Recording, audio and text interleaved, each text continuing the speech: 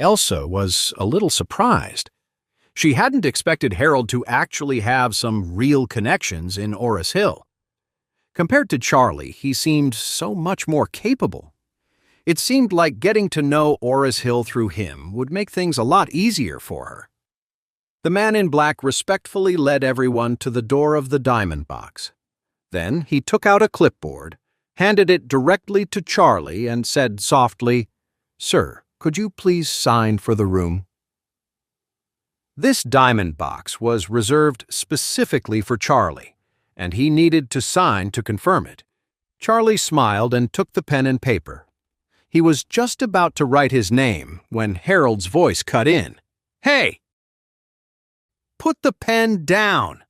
Harold stormed over, snatched the pen and paper from Charlie's hand, scribbled his own name down, and yelled at Charlie, "Are you kidding me? Who do you think you are? I'm the one who booked this room. What gives you the right to sign for it?" The man in black was completely stunned. He looked at Charlie with a questioning expression, as if to ask, "Should I take care of this guy for you?" Charlie said calmly, "It's fine. If he wants to sign, let him." In front of Elsa, Charlie didn't want to make things too awkward. After all, she was his wife's best friend. Soon, everyone was seated inside the private room. Harold made sure Elsa sat at the head of the table, while Charlie sat alone in a corner. Only Elsa spoke to him from time to time. Before long, waiters began bringing out incredible dishes. Every dish was made with the finest ingredients. The finest Maine lobster, and even 10-pound Maine lobsters were just supporting dishes here.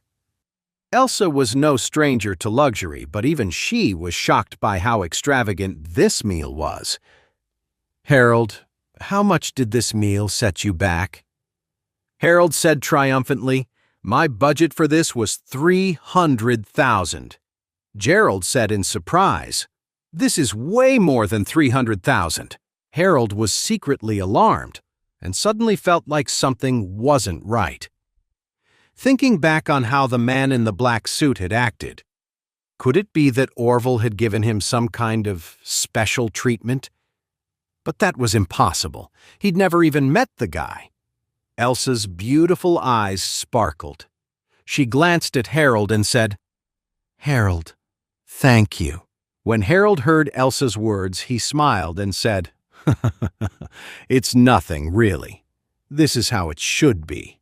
With that, Harold smirked and asked Charlie, "Charlie, I bet you've never eaten anything this good in your life, have you?" Charlie sneered. "What makes you so sure? If you've ever had a meal like this before, I'll eat my own hat." Charlie just smiled, saying nothing. Seeing Charlie's silence, Wendy said angrily, "Charlie, what's with your attitude? How dare you talk to my brother like that? You want me to have you thrown out? Because I will. We're generous enough to let you eat with us." However, at that very moment, the door to the private room was kicked wide open, and a harsh voice yelled, "Who let you into this room?" As soon as he finished speaking, a man in a suit and a thick gold chain stepped in. A nasty, centipede-like scar ran from the corner of his eye all the way down to his chin.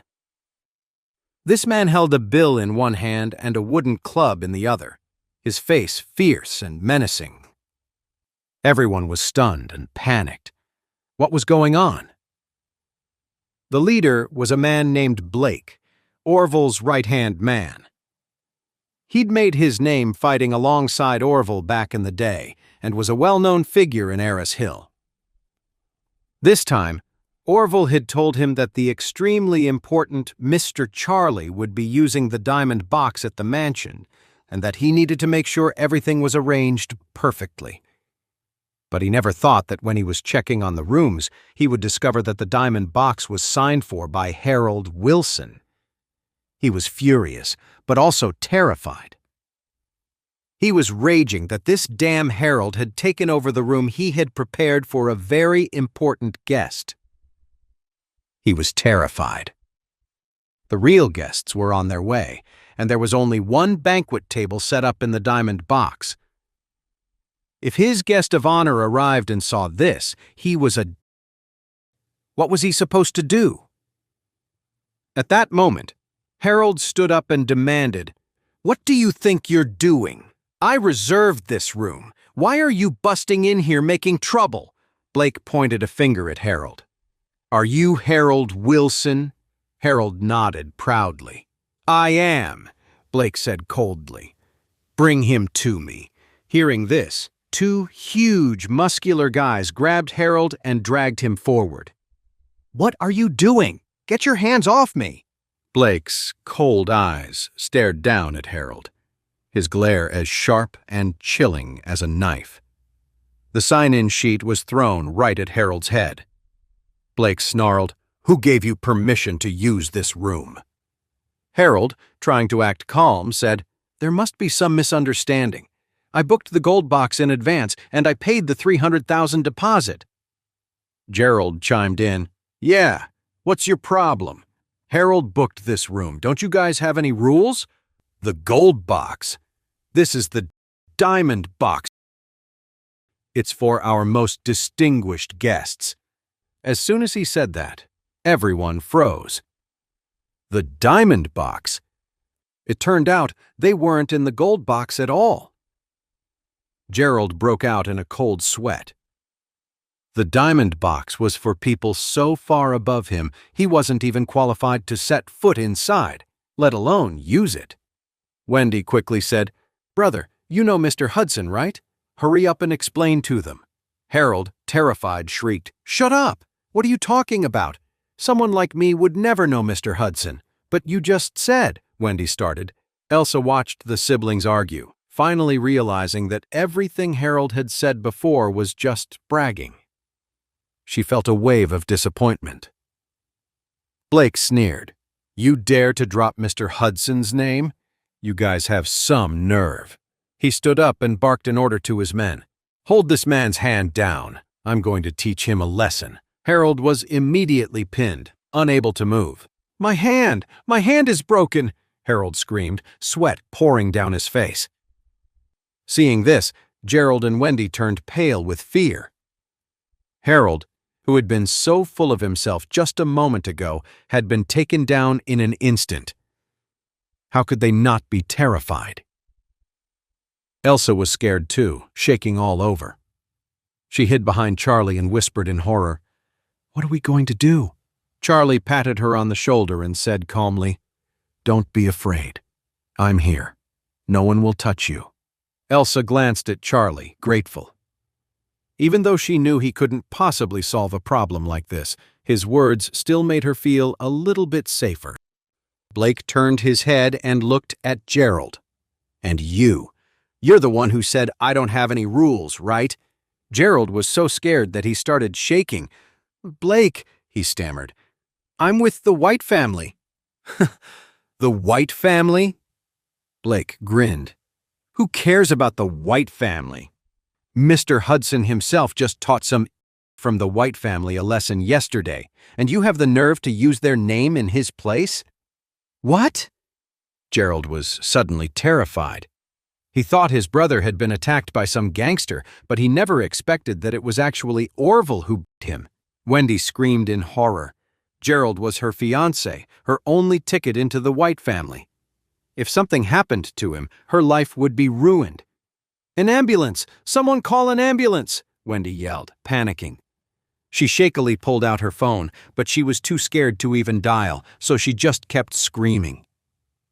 "You dare make a call? Shut her up. Let's see how she talks then." Wendy panicked and scrambled backward, but her back hit the wall. There was nowhere to go. Seeing how cruel Blake was, Elsa trembled again, pressing herself against Charlie's back. The two of them were huddled together. Just then, Blake spotted Charlie and Elsa in the corner and barked an order.